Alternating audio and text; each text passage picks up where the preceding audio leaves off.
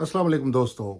मुख्तसर सी वीडियो है, एंड तक देखिएगा और देखने के बाद अगर पसंद आए तो इसको शेयर ज़रूर कीजिएगा। मैं दोस्तों के साथ बैठा हुआ था और पाकिस्तान के मुख्तलिफ इलाकों से ताल्लुक़ रखने वाले दोस्त बैठे हुए थे और उन्होंने कहा कि यार आप जो ये वीडियोस अपलोड करते हैं और ये जो बातें आप करते हैं, इलेक्शन में तो फिर वही आप लोग पीपल्स पार्टी को वोट देंगे और इलेक्शन में तो आप वही इन लोगों को जितवाएंगे। तो ये सिंध के लोग समझते क्यों नहीं है, ये कब समझेंगे? तो मेरे भाइयों दोस्तों, ये वो सवाल है जो सिंध से ताल्लुक़ रखने वाले तकरीबन सभी दोस्तों से कोई ना कोई करता है। फिर उस गपशप में अगर कोई पीपल्स पार्टी का हामी होगा तो उसके पास अपने दलाइल होंगे। तो एक दोस्त वहाँ पे था, सिंधी दोस्त था, उसने कहा कि अब जो तबाही हुई है इसमें ज़्यादातर हिस्सा पीपल्स पार्टी की बदतरीन तर्ज हुक्मरानी का है और इंशाल्लाह ताला 2023 जो इलेक्शन का साल है, इस साल बड़ी तब्दीली आने वाली है सिंध में और पीपल्स पार्टी जो है वो पिट जाएगी। तो मैं वहाँ पे थोड़ा सा मुस्कुराया तो लोगों को वो लगा, जैसे यहाँ पे भी बहुत से दोस्त कहते हैं कि यार ये तो ज़ात का जरदारी है, तो फिर ये तो वही बात करेगा प्रो पीपल्स पार्टी, लेकिन ऐसा नहीं है। मसला ये है कि जिस दोस्त ने कहा ना कि दोबारा इनको ही वोट मिलेंगे, वो सही कह रहा था। उसकी मैं आपको वजह बताता हूँ। भुट्टो साहब को फांसी हुई, शहीद कर दिया गया। मोहतरमा बेनज़ीर भुट्टो को शहीद कर दिया गया। भुट्टो साहब की शहादत के बाद बेनज़ीर भुट्टो साहिबा को वोट मिला भुट्टो साहब की मकबूलियत का। फिर मोहतरमा बेनज़ीर भुट्टो की शहादत के बाद पीपल्स पार्टी को वोट मिला मोहतरमा बेनज़ीर भुट्टो की मकबूलियत का। लेकिन इस वक्त जो मामला है सिंध में, जुल्फ़िकार अली भुट्टो हों या बेनज़ीर भुट्टो, दोनों अवाम के बीच में रहने वाले लीडर्स थे और आजकल के जो लीडर्स हैं, वो बादशाह सलामत खुद हों या उनके शहजादे हों, वो चंद घुस बैठियों के चुंगल में हैं, अवाम में नहीं है। वो कहते हैं कि हम अवाम में हैं, अवाम में उनको लाया भी जाता है लेकिन बड़ा मैनेज तरीके से लाया जाता है ताकि कोई सवाल ना करे, कोई ऐसा बंदा तो आने भी नहीं दिया जाता कि कोई ऐसी बात कर दे जिससे बादशाह सलामत को पता चल जाए कि नीचे क्या हो रहा है और शहजादे को पता चल जाए कि आगे पीछे क्या हो रहा है। तो मेरे दोस्तों, मैं उस दोस्त की बात से सहमत हुआ जिसने कहा कि अगले इलेक्शन में ये कौम फिर पीपल्स पार्टी को जितवाएगी।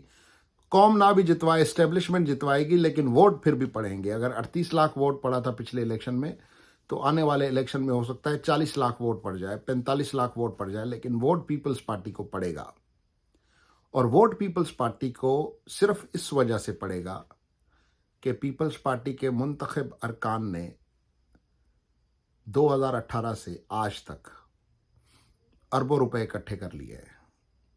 अब एक हलके में 15-20 करोड़ 30 करोड़ खर्च करना कोई बड़ी बात नहीं है। और इलेक्शन कमीशन जो कहता है कि हम लिमिट फिक्स करते हैं, वो इलेक्शन कमीशन लिमिट फिक्स बिल्कुल करता है, लेकिन ये झूठ है। क्योंकि अगर आप सिर्फ झंडे और डंडे गिनेंगे तो आपको पता चल जाएगा कि इलेक्शन का खर्चा कितना हुआ है।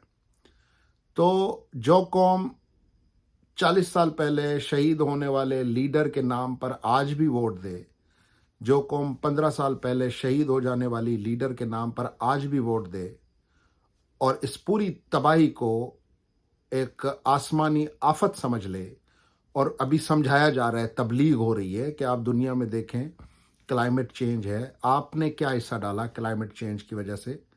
दुनिया को समझाया जा रहा है कि भाई पूरी दुनिया में तबाहियां आने वाली हैं, जलजले, तूफान, साइक्लोन, टेम्परेचर्स बढ़ रहे हैं, बिल्कुल बढ़ रहे हैं। आपने बहैसियत एक गवर्नमेंट इन सब मामलात के लिए क्या इक़दामात किए? आप तो हर साल मॉनसून की जो बरसात है उसका बंदोबस्त नहीं कर पाए, आप पुश्ते पक्के नहीं कर पाए, आप अपनी नहरों के जो आपको पता है कि अगर खुदा ना खास्ता फ्लड आ गया तो ये टूट जाएंगे। तो बिल्कुल ये कौम मान भी लेगी, तस्लीम भी करेगी। एक खैमा, एक आटे का थैला, एक दो दाल, एक घी का डब्बा, ये इस कौम का अगले 5 साल का मुस्तकबिल है। मैं आपको मायूस नहीं कर रहा हूँ, लेकिन मैं अपनी ऑब्जर्वेशन दे रहा हूँ माजी के तजुर्बात को देखते हुए। और जो अपोजिशन के लोग हैं वो भी कहीं ना कहीं अंदर खाते किसी ना किसी तरीके से اپوزیشن مطلب میں حلیم عادل شیخ کی بات نہیں کر رہا ہوں، اپوزیشن ایک بہت بڑی اپوزیشن ہے جس میں دیگر جماعتیں ہیں، جی ڈی اے ہے، ایم کیو ایم ہے، یہ کہیں نہ کہیں اندر کھاتے انہی حکمرانوں کے ساتھ ملے ہوئے ہیں، انہی کے پارٹنر ان کرائم ہیں، سوری ٹو سے، ویری سوری ٹو سے۔ اور سندھ کا عوام جو ہے وہ ابھی بھی مزید ان کے رحم و کرم پر چلے گا، اور یہی میرا ایک چھوٹا سا تجزیہ ہے کہ 40 سال پہلے شہید ہونے والے اگر بھٹو آج بھی زندہ ہیں، حتیٰ کہ ان کا نظریہ ان کے ساتھ دفن کر دیا گیا، محترمہ بے نظیر بھٹو کا نظریہ ان کے ساتھ دفن کر دیا گیا، ایک کارپوریٹ بزنس اسٹرکچر پہ چلنے والی جماعت کو لوگ سیاسی جماعت سمجھ کر اور ان کی سیاست کو خدمت سمجھ سکتے ہیں، تو پھر سندھ کے لوگ اس بات پر بھی یقین کر لیں گے کہ انہیں پیپلز پارٹی کی سندھ حکومت نے نہیں، اوپر والے نے ڈبویا ہے، اور اوپر والے نے ان کو کیوں ڈبویا ہے، یہ اس کا جواب وہ خود اپنے آپ سے لے سکتے ہیں یا پھر اوپر والے سے پوچھ سکتے ہیں۔ مجھے دیجیے اجازت، اللہ حافظ۔